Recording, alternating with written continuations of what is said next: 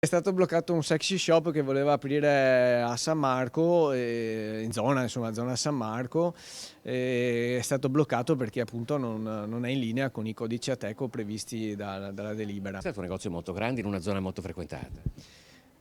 Sì, perché credo fosse in zona San Bartolomeo, quindi insomma una zona molto frequentata di passaggio. C'è addirittura un sexy shop poco distante dal Ponte di Rialto, tra le richieste di apertura di negozi bloccate dal nuovo regolamento del commercio del Comune di Venezia. È la cosiddetta delibera antipacottiglia, un provvedimento che non ha precedenti in Italia per tutelare le aree di pregio del centro storico veneziano. È stata bloccata un'apertura grossissima che era in Campo San Geremia, se non ricordo male, dove prima c'era un negozio di intimo e si voleva appunto instaurare quelle attività che sono quelle caramelle. Oltre al sexy shop e al megastore di caramelle, grazie al nuovo regolamento, in poco più di un mese è stata negata l'apertura anche di una decina di negozi take-away alimentari.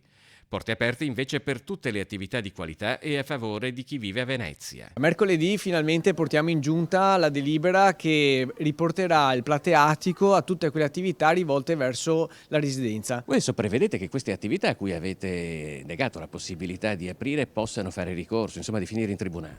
Sì, assolutamente, ci aspettiamo dei ricorsi, ma siamo convinti che l'impianto è talmente forte che riusciremo a vincere qualsiasi tipo di ricorso.